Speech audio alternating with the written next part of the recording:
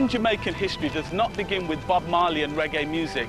It begins with a group of black workers in a cane field fighting for justice. In one way or another, Jamaicans have been fighting ever since. First they fought colonial masters. You got a sense of an awakening, the growth of a sense of rejection and rebellion. Babylon must fall. And won their independence. We are our own people, we have our own direction, our movement forward now. Then they dared to take on the might of America. Kissinger doesn't stick his finger in Manley's face, he box his finger out of your face. As long as this party is in power, we intend to walk through the world on our feet and not on our knees. It's a journey to nationhood. Jamaicans are people who want their freedom, and they want to retain their freedom, and they will die fighting for their freedom.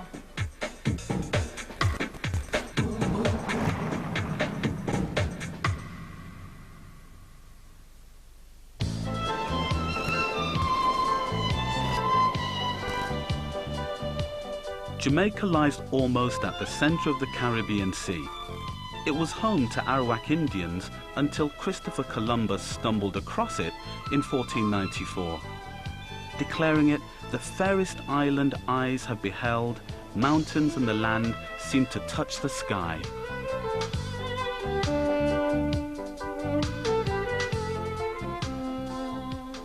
Physically, it's by far the most beautiful island in the Caribbean. We have mountains 7,300 feet higher than any mountain in the United Kingdom. We're laced with wonderful rivers. There are so many different parts of Jamaica. There are parts of Jamaica that are African. Most of it is very English. The parish of St. Anne's, you think you're driving through Sussex.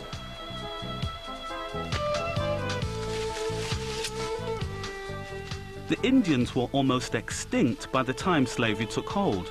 Spanish colonizers began to import labor from Africa. Jamaica was the dropping-off point and auctioning center for slaves. Those sold to sugar plantations here faced a harsh, cruel life and an early death. Only the most resilient would survive, and the more rebellious took to the island's mountains and fought a war of sabotage and uprisings, first against the Spanish, then against the British when they took charge in 1655. Rebellion has shaped Jamaica's history. In 1865, Paul Bogle, a preacher, led a peaceful protest at Morant Bay. When the crowd were fired upon, they fought back. Bogle declared that the Black-Skin War was at hand. It was a war against white oppression, and one that this brave peasant army could never hope to win. Naturally, when the rebellion was quelled, white revenge was swift and sadistic. Paul Bogle was hanged. 430 of his followers were executed. The British government, appalled at the ferocity of the violence, decided that the island should be ruled directly from Britain. The closest modern comparison to this would have been apartheid, in which you have a democracy for whites and a dictatorship for blacks. And what it meant is that the many rebellions which took place against slavery were brutally put down. But this did not stop the fact that Jamaica remained, for historical reasons, one of the most rebellious of the British possessions.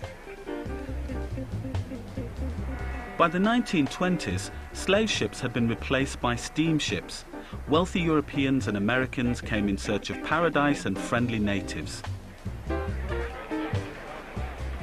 Despite the end of slavery, most blacks continued to work in cane fields from dusk until dawn and were paid a pittance.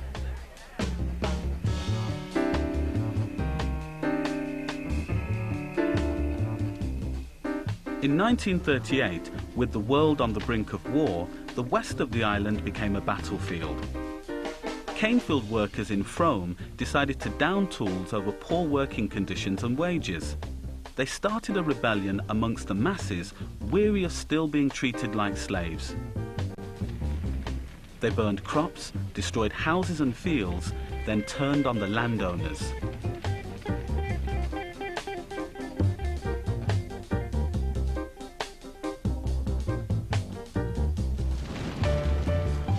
In the heat of the conflict, many were shot by the police, while others were thrown into jail. Those disorders was a turning point in Jamaica's modern history. A new agenda was set for the future, in which the people and their views and their aspirations would be taken into consideration. Devon House, built in 1881, is a testament to Georgian England, bang in the middle of bustling modern Kingston. In Jamaica's political awakening, two leaders emerged from the island's brown classes. They were cousins and as diametrically opposed as two men could be. There was Norman Manley, the introverted Rhodes Scholar, a bookish barrister with a passion for classical music. Opposing him was the extrovert Bustamante, a one-time moneylender with a flamboyance, charm and wit that made him a natural man of the people.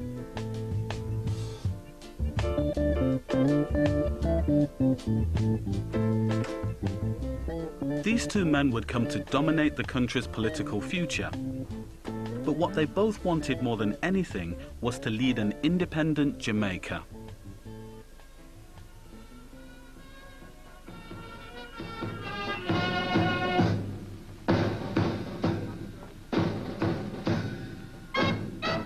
In colonial Jamaica, shade or pigment mattered. Both men came from the mixed-race upper classes. They had little in common with the underclass they sought to represent. But in the Caribbean, the black masses had been taught to believe that only light-skinned leaders could be taken seriously.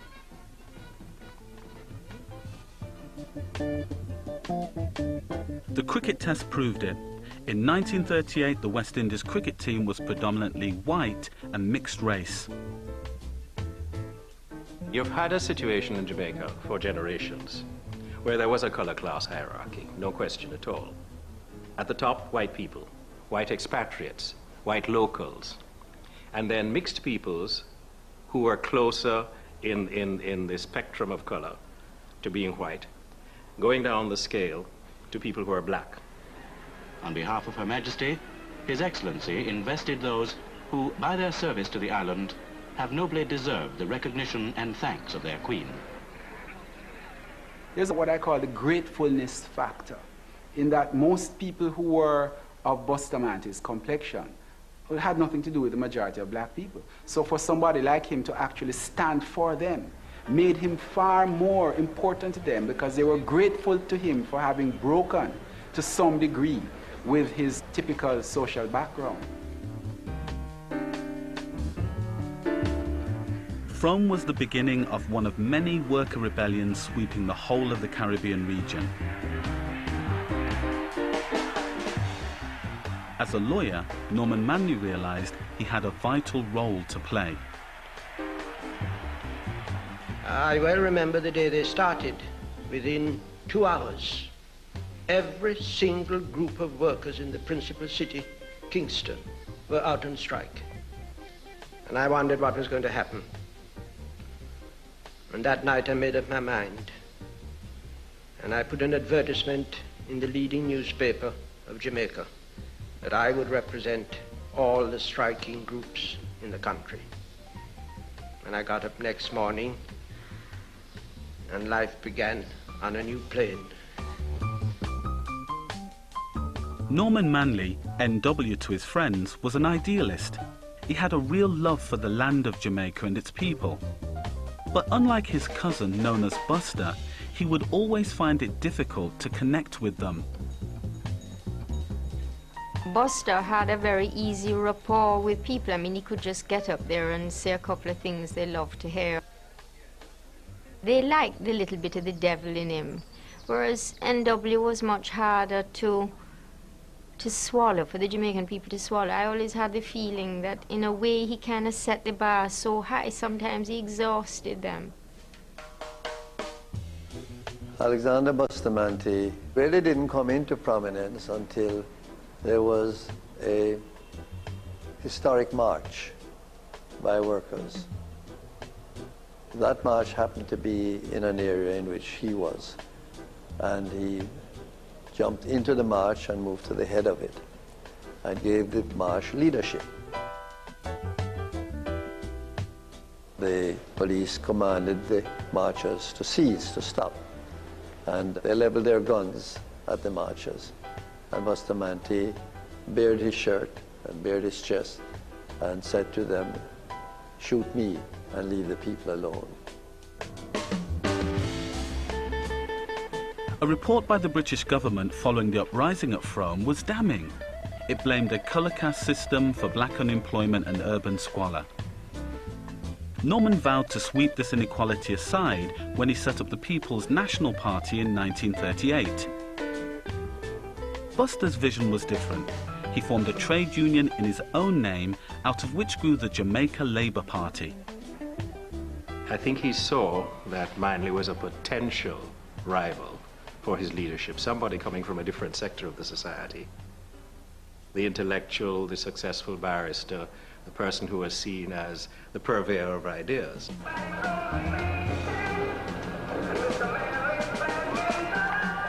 Over the next 20 years, Norman Washington Manley became the man with the plan. He'd already won the right to vote for the island's masses, and he had taken Jamaica into the West Indies Federation with the aim of forming one government for all the islands and cutting ties with Britain altogether. If the islands got together to form a larger unit, we might get self-government better if we federated. And then there was also the aspect that if we could federate and work out an economic plan for the region, then industries could come into existence which catered not just to an insular, small insular market, but to a wider market. Buster went along with federation at first, but no one could read the mood of the people like he could. He decided to hedge his bets.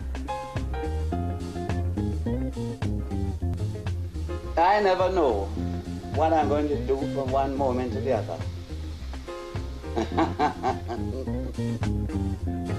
Buster knew Jamaican people had a big island mentality and wouldn't be told what to do by smaller Caribbean islands. One of the reasons why I'm chief against federation too is this customs union, which, if it materializes, will destroy the economy of Jamaica.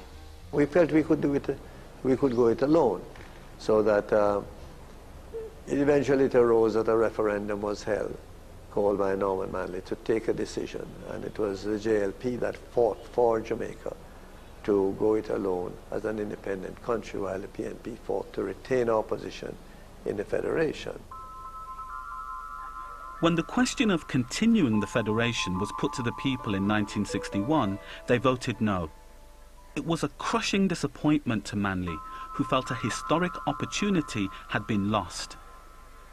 St. Mary East, 74 of 90 boxes counted. As the election results came in those days, they would come in on the rediffusion radio. And my grandfather was sitting at the head of the dining room table, and in front of him the federal flag was folded on the table. And I went over and I said, "What's happening, Pa?" Because I sensed that everybody was getting very upset in the house. And he drew me over to him, and he took the flag and unfurled it, and he put it around me, and he pulled me to him, hugging me with the flag, and he said, "Never forget this flag." And he just held me, and he was so sad. I just felt the enormity of that moment.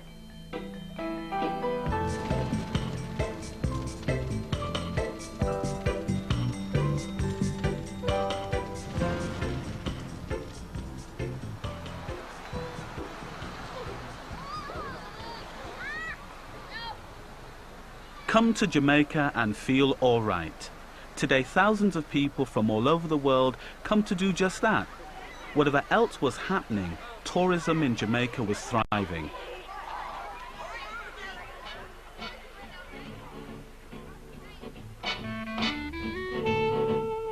In the 1950s, the island gained a reputation as the place where the rich, famous and the powerful played. As more and more hotels appeared, a new service industry developed in which staff learned to cater for the needs of white tourists. My cousins and I went into one of these hotels in Montego Bay for service, and we got none. As if we were not there. The people who were serving, blacker than we were, simply ignored us. And my cousins and I created a very considerable scene. I recall us turning over the tables and demanding service, which tells us two things. One, about the extent of prejudice in Jamaica at the time of independence, and two, the extent to which even middle-class Jamaicans were not prepared to put up with it. The eyes of the world were on the Honourable Norman Manley, Premier of Jamaica, as he prepared to leave his homeland for the most momentous of all conferences. By 1962, the only option was to go it alone. The momentum for independence was now unstoppable.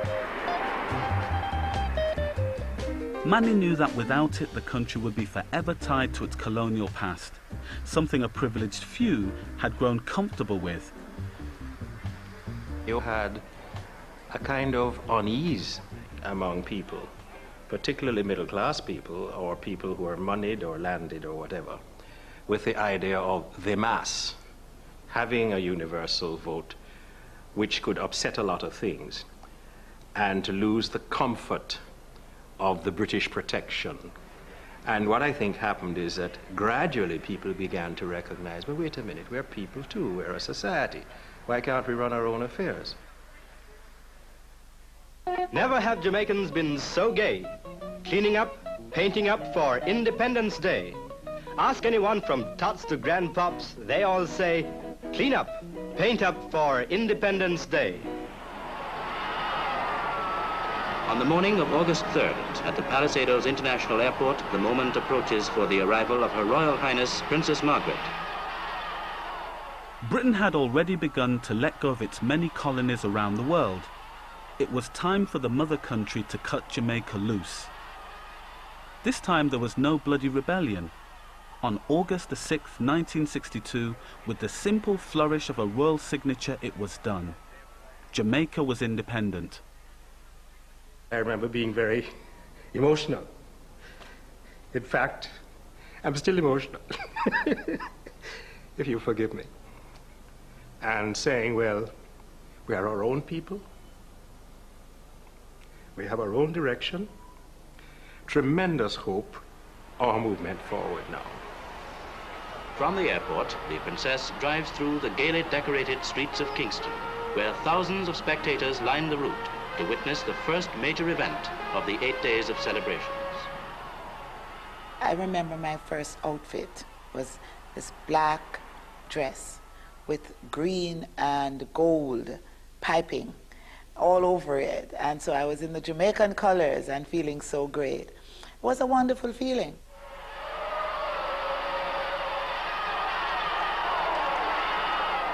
Princess Margaret is met by the Prime Minister, Sir Alexander Bustamante, who introduces the Minister of Education, the Honourable Edwin Allen, and the Honourable Edward Seaga, Minister of Development and Welfare. For Norman Manley, who'd been the orchestrator of independence, the moment was tinged with sadness. Only weeks before, Buster had been elected the first Prime Minister of free Jamaica. There was a great personal sadness in the family. My grandfather had been beaten. Myself and my grandmother were just so broken up for him that we were going to see someone else lead our independence. It was so unbelievable that the sculptor who had brought the independence up out of the wood wasn't having his name on the bottom of the carving. It was heartbreaking for us. Present!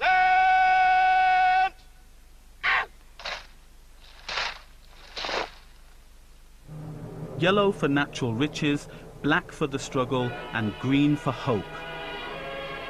What would it be like to go it alone? To really be a big island?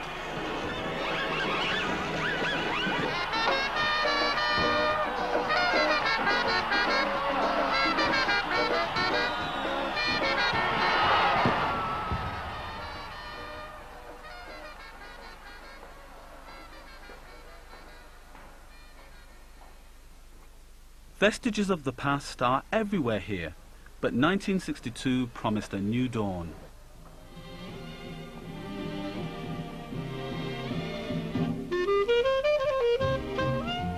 In those early years, it delivered both a cultural awakening and an economic boom, driven mostly by the discovery of bauxite. It was essential for the making of aluminium, and Jamaica had more of it than anyone else. Jamaica in those days was referred to as the Jamaican miracle. You couldn't help but feel the great excitement of the period. And as I said, with an average growth rate of over 6% per annum, we were then the fastest growing country in the developing world. Jamaica was on a roll. It was finding its place in the world. Martin Luther King came to address students at the University of the West Indies.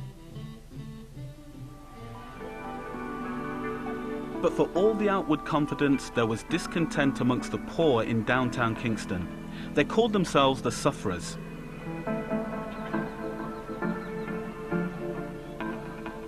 On the 100th anniversary of the Paul Bogle uprising, they looked to a new breed of politician for deliverance. He was Edward Seaga, a slick former music promoter and the JLP's rising star. In 1965, Edward Seaga addressed a crowd of thousands of people here in National Heroes Park, evoking the memory of the rebel Paul Bogle. As he spoke, the crowd heckled him. He responded with what sounded like a declaration of war. If they think that they are bad, I can bring the crowds of West Kingston. We can deal with them in any way, at any time. It will be fire for fire, blood for blood. Buster and Norman Manley watched in horror as the young Seaga signaled the beginning of a new and dangerous political phase. Whereas Bogle had fought on behalf of all Jamaicans, this was to set them at each other's throats. There was an early period in my life in the mid-late 1960s in which I had a political outburst on the occasion of the unveiling of a monument to one of our national heroes, in which I did make some very intemperate remarks. But they had the desired effect. Edward Seaga built up a strong power base in downtown Kingston. Here residents were forced to live along a political divide enforced by gangs. Mother sent him to buy some greens, and when he went waiting for the greens, a lot of JLP supporters came up on him and chopped him up, cut him up. See it here? All both away. Tivoli Gardens became a JLP Seaga stronghold, while Trenchtown was home to PNP supporters. The battle lines were drawn, and some of the bloodiest conflicts would be fought here. In our yard, we were known as JLP supporters. In those days, they used to fight politics with stones, bottles and stones and sticks. So you would find that at the end of a public meeting, when the People's National Party would end their public meeting and people are going home, and they would pass our place, they would throw stones. My grandmother would say to me, "Go under the bed, Babsy, I don't want anybody to, anything to hit you."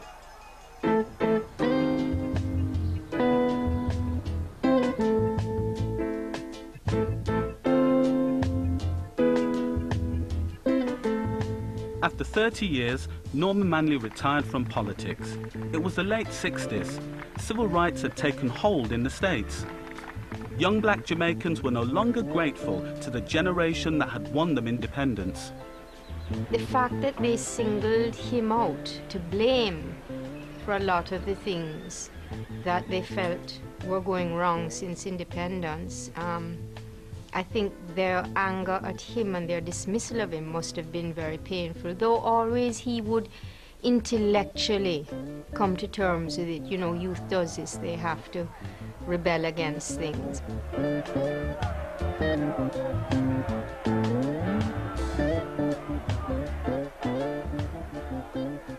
First of all, you got a sense of an awakening. And that showed itself across the board.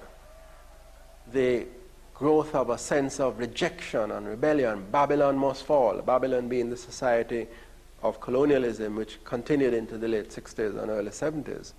When you hear that Jamaica, independent Jamaica, has a black prime minister, you say, well, those people are in power. That's black power. But that's baloney. That is hogwash. That's a damn lie. But Jamaica wasn't ready to elect a black leader. Instead, it turned again to the brown middle classes, to a trade union leader who'd been educated in London. Michael was Norman's second son, but he spoke to a whole new generation. He was tall and handsome, and the girls at school used to whistle at him and call him sexy, and I loved that. We didn't need another Norman who didn't have that common touch. But he proved to be something his father never was, somebody who could stir a crowd and pull them along with him by just the sheer magnetism of what he said and how he said it. Right, brother.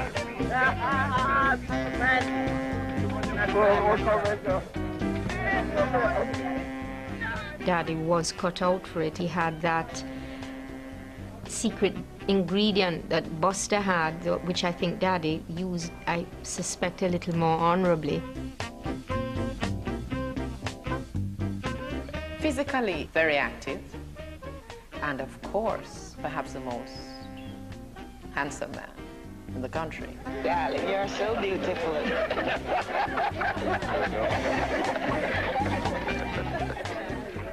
He was good looking and believed in keeping his body fit.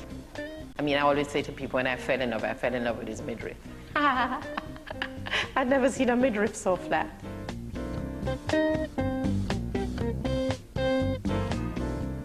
Michael Manley was born in St. Andrews, Jamaica. He met his first wife while studying at the London School of Economics. They had one daughter, Rachel. Though his first love was journalism, Michael returned home to find his political destiny already laid out for him. I recall telling him that I didn't think the PNP was radical enough, and he got very angry. Manley was very good at getting angry and losing his temper when he said that if you want to be a Che Guevara, you can go to the hills, but I'm not into that. And I said, well, I don't want to be a Che Guevara and I don't want to go to the hills, but I just think that the People's National Party is too rooted in the middle class to make the kind of changes that I believe necessary to uplift the working class and the disadvantaged. When Norman Manley died in 1969, Michael became leader of the People's National Party. Jamaica desperately needed new direction. There was high unemployment, poverty, and almost no social welfare. Manley believed he knew what had to be done and how to take the people with him.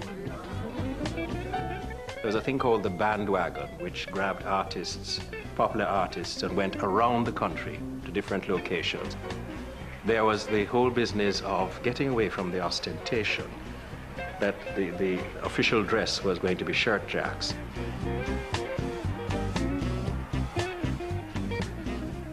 Flamboyant, charismatic, good-looking, eloquent.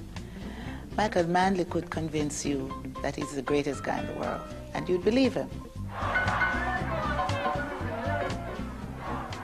I remember one night during the campaign, the people got so excited about him that they would literally pick him up when he appeared. And I don't know what went wrong this night, but as they maneuvered through the crowd with him up there, he fell, they dropped him. And he cracked a couple of ribs. We had to rush to the hospital, do all of that stuff. And you know, the next day he was out on the campaign trail again. We've come too far, we're not turning back now. We've come too far, we're not turning back now. We have a pride now, we have a place now, we have a mission now. And I say to you, my friends, together we are going to march forward under God's heaven, building democratic socialism. Glory to socialism!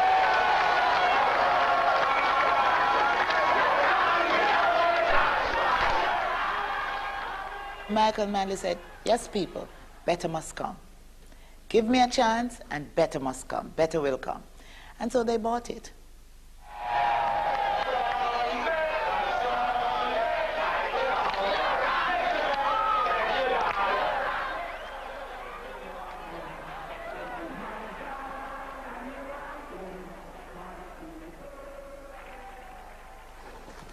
Michael Manley swept to power and became the country's 5th Prime Minister. He was following in the footsteps of his father, but had his own vision for the future of Jamaica. His would be a socialist agenda, grounded in a new sense of nation and based on its African heritage and black pride.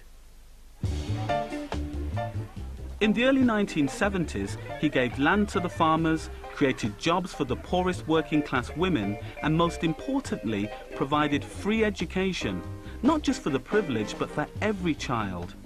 Under Manley, Jamaicans would be in charge of their own destiny. This government had started a program of change, the like of which had never been seen in Jamaica. Young people were getting education at last. For years, women in this country never knew their own children. Because of the long hours, by the time they could get home, the children had to be asleep in bed. And nobody cared. And this government cared because of democratic socialism. He just bucked the system. He just went in there and picked up Jamaica by the roots and turned it upside down. That's what independence was about. You were a Jamaican. It didn't matter who was married or not married. You were a Jamaican. You were a member of that family. That was who you were. You had rights. I remember a woman saying it for the first time. I felt like I was walking in my own shoes. And that was when we got the gift of Jamaican independence, not with the flying of the flag.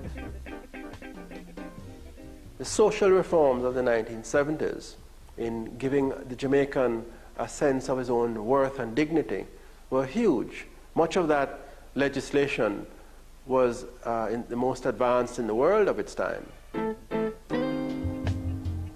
Kamanis Estate, where the lands as far as the eye could see, was owned by a single white family. Such privilege was commonplace. Manley wanted radical social reforms to favour the poor.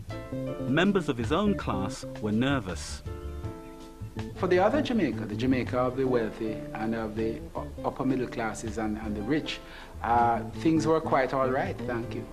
They'd done very well in the 1960s, in the sort of last hurrah of the post-war economic boom. And why should it change?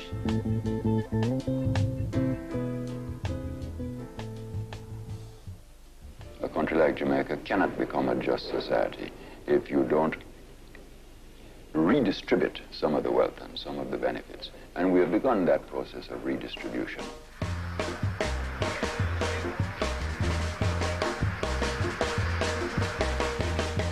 Social reform made the establishment uneasy. But Michael's meeting with his longtime hero Fidel Castro would raise the stakes far higher in a way that he could never have foreseen. Fidel invited Michael to be his guests and travel on his plane to a non-aligned movement meeting in Algiers. That was one of the things we disagreed on because I was not sure if Jamaica could handle the fallout from that trip, or if the party could handle it. I didn't think we were prepared enough for that.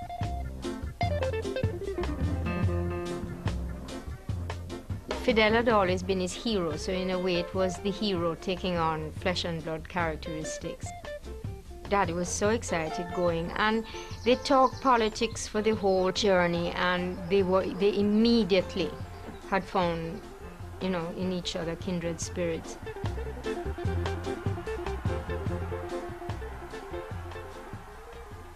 Michael Manley was the kind of person that would be very receptive to a persuasive argument, well articulated, well presented, well illustrated, with anecdote and analysis. And Castro is a past master of this. Out of that, Michael Manley, I think, caught socialism like a cold. and brought it back, and to some degree infected his party. We don't like the Cubans, none at all. No way.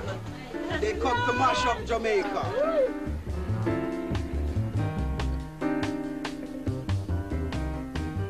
Jamaicans like to be free to make their own decision.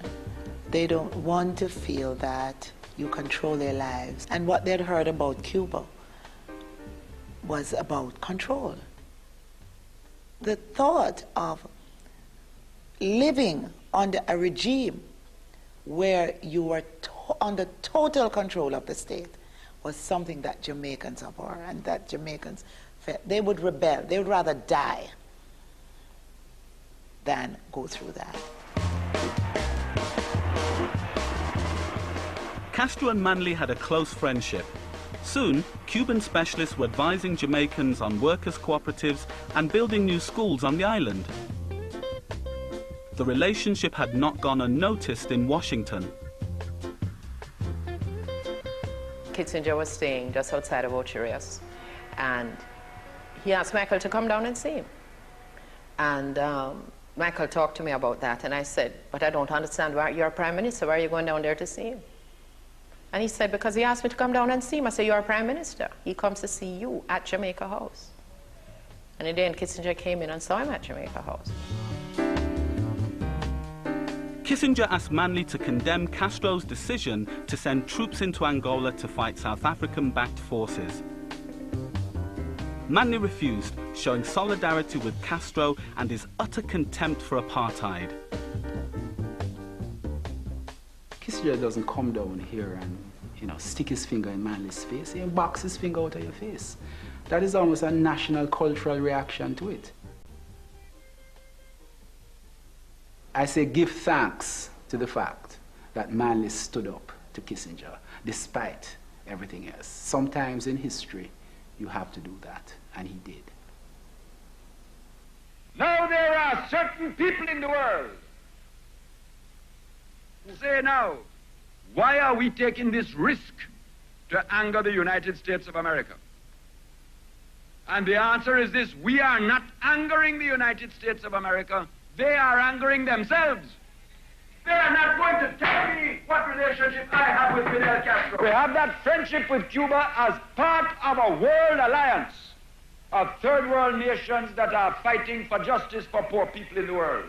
And I tell you as the party leader, as long as this party is in power, we intend to walk through the world on our feet and not on our knees.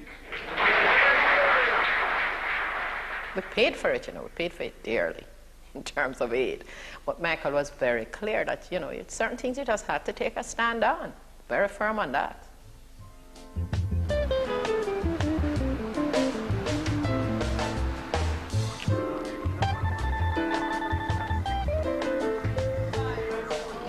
At home, Manley's socialist dream had become a middle-class nightmare. If you don't like it, Manley told them, there are 5 flights a day to Miami. In the months that followed, thousands took his advice. Planes were packed with Jamaica's middle classes, taking their money with them. When the first serious attempt at change was made, as always happens, there is a sort of almost like a shockwave that goes through the people who are better off and who have never really questioned the nature of the society under them. And so you did have a very real and regrettable reaction to some aspects of change. Most of these were of the entrepreneurial class. So we had the horrendous picture of the country sliding into 8 years of negative growth, record high inflation, record high unemployment. With the wealthy leaving in droves and US aid cut from $13 million to a mere $4, Manley was in deep trouble. What he saw was an American conspiracy to bring him down. Let me tell you how destabilization works. They will go in the secret group that is trying to mash up the country. Will go in among the youth and find one that look like a leader. And they call him one side and they say, hey brother, we drop you $1,000 on the side if you get the boys tomorrow night to go down across the road and carry out a raid. But him don't know that it is a destabilization agent that has paid somebody to come among him and sell the idea of starting a bitch of a street fight.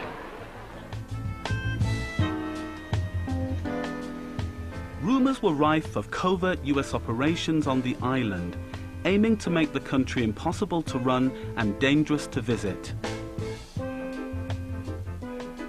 It would be known that some famous syndicated columnist of the United States was going to come to spend a week resting in some villa. And mysteriously, the first night he's there, gunmen would arrive and start firing guns round and round his villa. Nobody would be hurt. By the next morning, he's in a state of terror.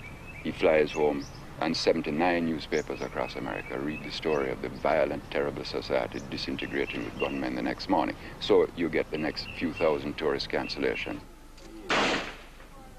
Suddenly guns were everywhere. Michael's allies saw this as proof of a CIA plot. It was designed to remove the Manley government because he was too friendly with Cuba. We had to fight the good fight because that was what life was about, to resist these sort of overwhelming diktats as to how we should live.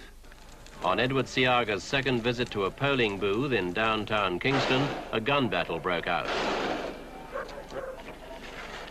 And we actually had to fight a civil war to save our country at that time. The militancy that Manley brought through socialism made it now something that wasn't around the corner and behind the scenes, but right out in the open. Whereas before there was coexistence, there was rivalry. I'm a JLP man, I'm a labor right.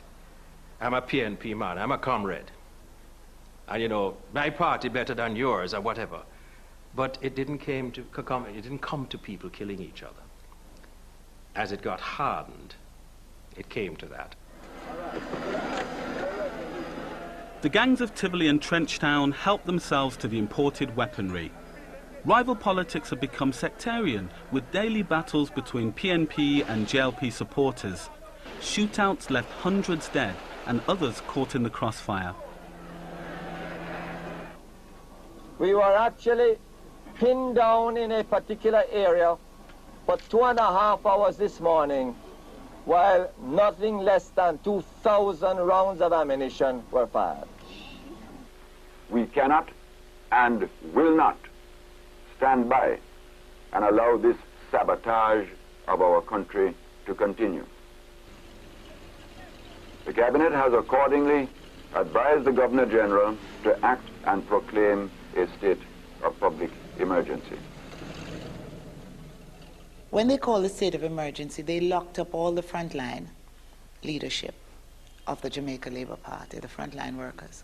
I was one of those who was locked up. I was detained for 7 months, kept in indefinite detention, no charge. I'd move the word for Michael Manley, for the people's man. Yeah. Him see the people, him see the struggle of the people. Go off, fight the last man, go off for the people, all the while. Put up on people, go off for the people, all the way. Michael had enough grassroots support to win the 1976 election, but the crisis still deepened. Foreign businesses found more friendly places to invest their money. They frightened away every foreign investor that we had, and a lot of local investors at the same time, because they were threatened. They were told that they were not the sort of people that were not wanted here, that Jamaica was going to be a socialist country, and that the capitalist was no longer welcome. America was called a wicked imperialist capitalist nation, an exploiter, and the whole ambience of the place was very frightening to any kind of investment.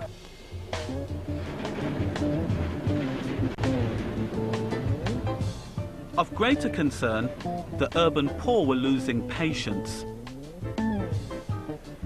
Michael Manley had no choice but to bow to US pressure as his socialist dream of a free, equal, independent Jamaica crumbled before his eyes. He went to the World Bank and effectively handed over the running of the country to the IMF. Jamaica's future would now be in the hands of foreigners. He was, you know, sort of a proud person who felt that although your country was small, that you had rights like everybody else. And I think he realized the extent to which these rights were going to be withdrawn. Less than 20 years of independence had brought the island back to financial slavery. The IMF loan of 29 million was not enough and came with strings attached, which put an end to social reforms and led to shortages. We can't get oil, we can't get detergent, we can't get flour, we can't get rice. Well, everything on a whole you can't get. Oh no, Master, I am letting go. Your mountains we will not climb. For some crazy reason, I chose to have a baby in that 1980 election year. And he was premature. He was in the hospital for about 3 weeks in the intensive care unit at the hospital for premature babies. And I was able to interact with working class mothers on a day-to-day basis. They'd all come, we'd all come to visit baby and our babies, and you know, we'd talk. And one of the things we talked about was the shortage of foodstuff.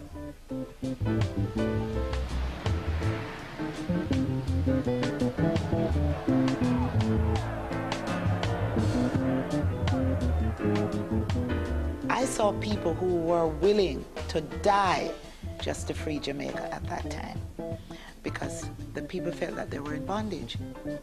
There are people who left Jamaica who died abroad, very, very unhappy and very sad. There are people who still live abroad who swear they'd never come back to Jamaica because it was such a bad experience for them. It was the downfall. I'm telling you, it was a period where people hated him. They really hated him.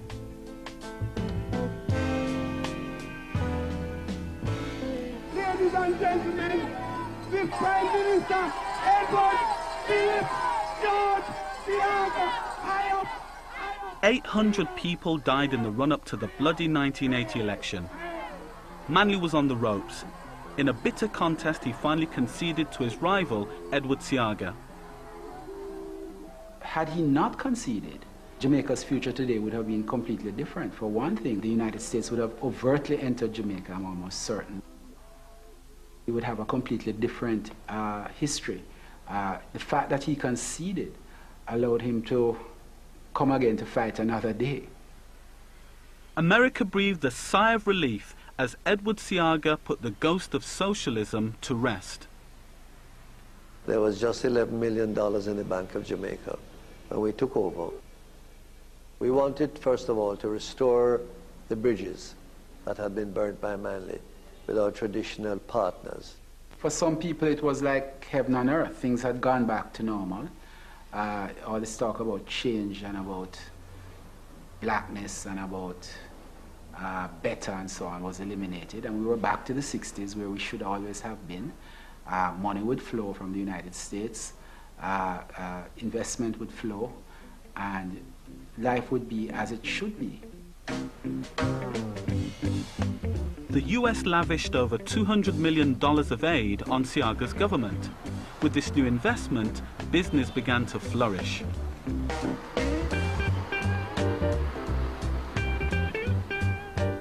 In the 80s, the atmosphere was more pro-business, and consequently had a lot of remigration. People coming back home, business people, some professionals. But I think what is really important is that there's very, very much a good atmosphere of encouraging foreign investment. It's stable. The people that you can work with are available. Butch Stewart became a successful entrepreneur in tourism, pioneering the Sandals Resort and later taking over the national airline. But his homegrown success was exceptional. Most of the new businesses which sprung up in Jamaica were owned by foreigners. Multinationals flooded in. Brands and chains began to dominate the place. The land of jerk chicken was sold the Kentucky dream. Mr. Seaga was a fantastic salesman. He had the respect internationally. And so he was able to convince the private sector, both locally and overseas, to invest in Jamaica. He had programs, he had good policies.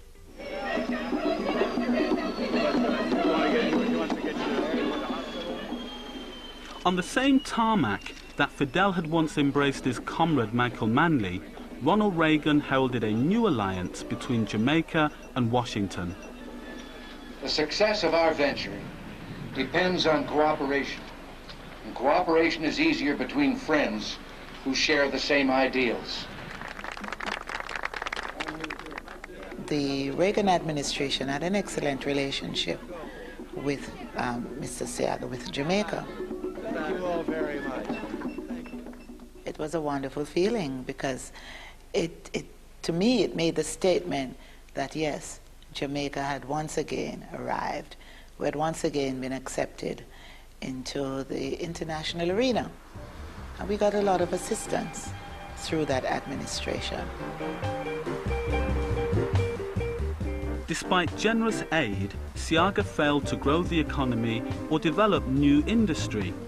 In 1989, a reformed Michael Manley was returned to power, but now his revolutionary zeal was gone. I am a much wiser and more experienced man. So I don't know if that's new, but you know, we all have to grow, we all have to develop. I think I have. The broad majority of people who voted for him expected that he would resume the policies of social reform which had begun in the 1970s and were sorely disappointed when they were very different.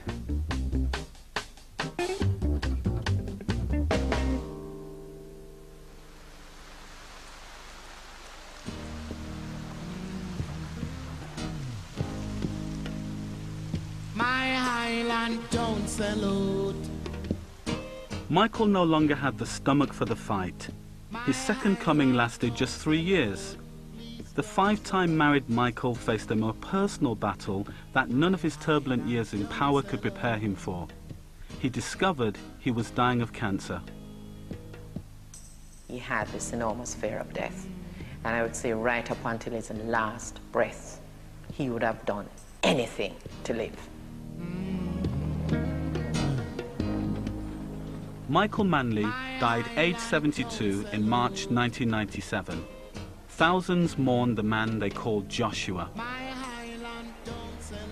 The person who received the greatest, overwhelmingly greatest applause at the funeral was Fidel Castro.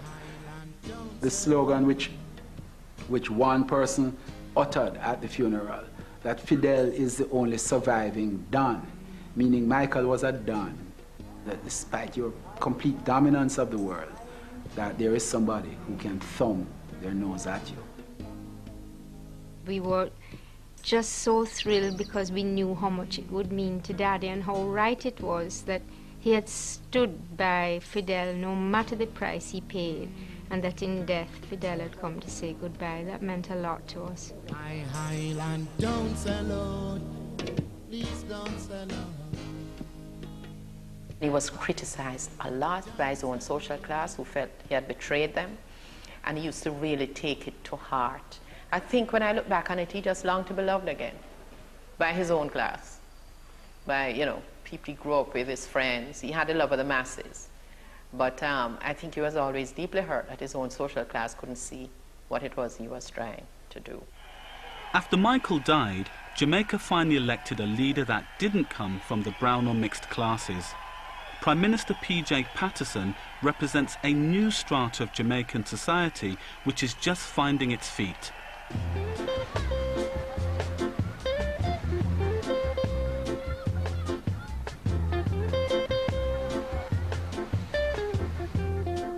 There's a new middle class in Jamaica, which is a direct product of this tremendous social movement which took place in the 1970s, which got opportunities because of Manley's regime, who came up through the ranks, who managed to get an education through the free education programs under Michael and university education too, and who took over. The darker skinned Jamaican has become more confident and has become more domineering. and will not put up with a lot of what would take place in the earlier days. The experience of the Jamaican people has been exceptionally rich. Experience in terms of oppression, experience in terms of reform, experience in terms of culture, in sport, broadly, highly experienced people. And therefore, we are now on the verge of that experience being brought to bear on the direction of the country. Jamaicans essentially are people who want their freedom, and they want to retain their freedom, and they will die fighting for their freedom. From the university to the sports field, great men and women in arts, education and politics have their roots here. A small island of some 2.5 million people has made a big impact overseas. Like many with roots in Jamaica, I find myself wondering though, what would have happened if Manley's vision had succeeded? Would he have made Jamaica a beacon to other post-colonial societies and the envy of the Caribbean?